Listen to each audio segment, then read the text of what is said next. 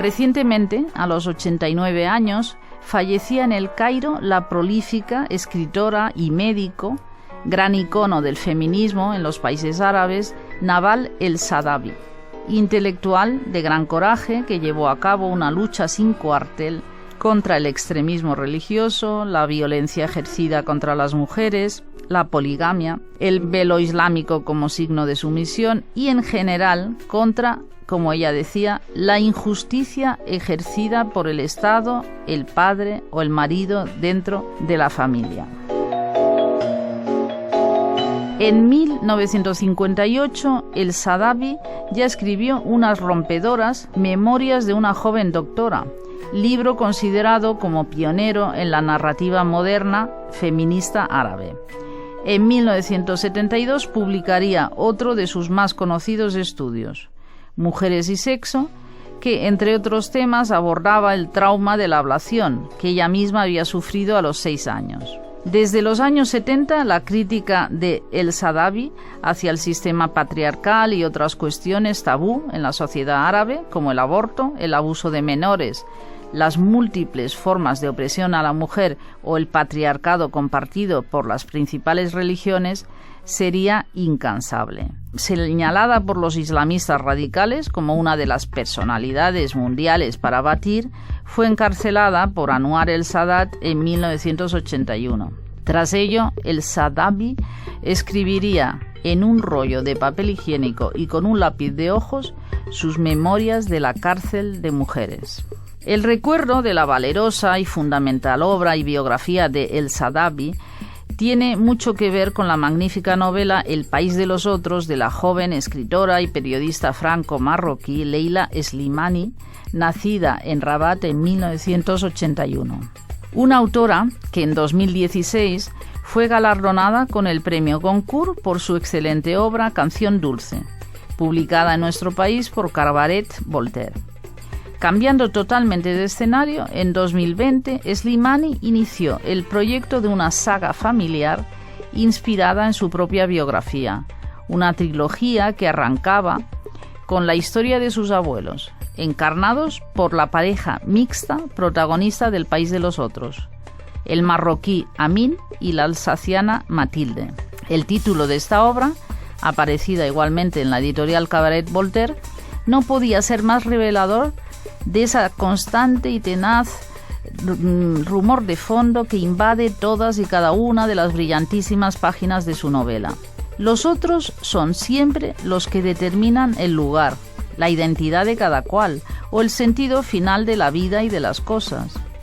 Aquí las cosas son así, será lo que más escuchará la joven Matilde, recién casada al llegar a Marruecos.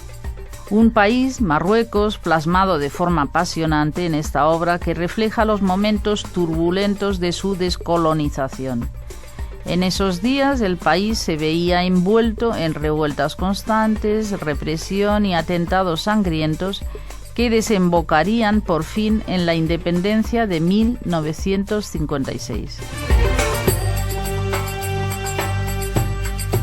Entre 1947 y 1955, la historia de la novela será narrada a través de los ojos de una inocente pero muy decidida mujer francesa, Matilde, que en 1944 se enamoró en Alsacia de un apuesto soldado marroquí del ejército francés durante la Segunda Guerra Mundial. Comprendiendo enseguida que tan solo es una extranjera, mirada con sospecha y muy pronto decepcionada por lo que había creído su gran aventura amorosa en un país exótico, en las cartas que le escriba desde Marruecos a su hermana en Alsacia simulará vivir como en las novelas de Karen Blixen, de Alexandra David-Néel o Pell S. Bach.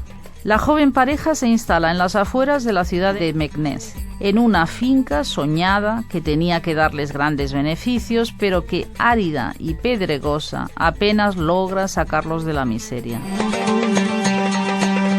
Conviviendo entre rudos y brutales colonos, campesinos aferrados a supersticiones y costumbres atávicas, antiguos militares, apátridas llegados de otros lugares que sin cesar se reinventan, este matrimonio fuera de los cánones Para los demás no es más que la unión de dos seres híbridos incapaces de poner nombre a su lealtad. Dos excomulgados a los que les es negada la entrada en ningún templo. Con un racismo que florece a cada paso, a través de miradas desdeñosas o directamente insultos, al ver pasear cogidos del brazo a dos no iguales, la joven Matilde, Amin y sus hijos, la pequeña Aicha, niña prodigio en un colegio católico donde van las europeas, y el pequeño Selim, padecen el ser de ningún lugar. Así pasa con ese árbol del jardín que Amin, el padre, se ha inventado. Un árbol injertado, mitad limonero, mitad naranjo. Atrapados en la vorágine de una revolución que cambiará la vida de todos ellos, en la novela se presencian sin cesar encuentros, diálogos entre personajes pillados en un mundo que no admite matices y obliga sin cesar a elegir uno de los bandos. En septiembre de 1954, un periodista parisino irá a hacer un reportaje sobre la ciudad de Meknès. Alguien le aconseja visitar a un peculiar personaje local, una francesa, que llevaba más de 30 años viviendo con los marroquíes, perfectamente integrada, hablando su lengua y compartiendo sus costumbres. Cuando el periodista le pregunte a Mademoiselle Fabre si no teme a los terroristas, ella no podrá contenerse y le contestará airada: hubo un tiempo no muy lejano en el que llamábamos terroristas a los que luego pasaron a ser resistentes. Tras 40 años de protectorado, ¿cómo no entender que los marroquíes reivindiquen esa libertad por la que han combatido, ese gusto por la libertad que nosotros les hemos transmitido y cuyo valor les hemos enseñado? Cuando el periodista, asustado, le pregunte ¿qué será de Marruecos cuando los franceses que habían sacrificado la vida por este país se marchen?, Mademoiselle Fabre lo interrumpirá furiosa. Me da igual lo que piensen esos franceses. Tienen la impresión de ser ellos los invadidos por este pueblo que crece y se impone. A ver si se enteran de una vez, son ellos los extranjeros.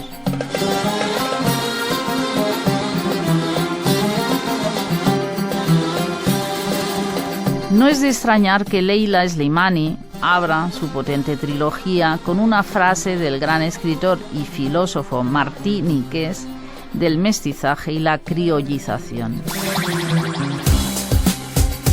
Édouard Glissant. Maldición de una palabra, mestizaje. Leila Slimani logra con su gran y palpitante fresco atrapar como pocas veces se ha hecho en la literatura, con una enorme y sutil lucidez a cada paso, ese incesante y oscilante número de matices, de luchas interiores, de contradicciones, de miedos, de dogmatismos e hipocresías que llevan a cabo las personas en su lucha por la emancipación.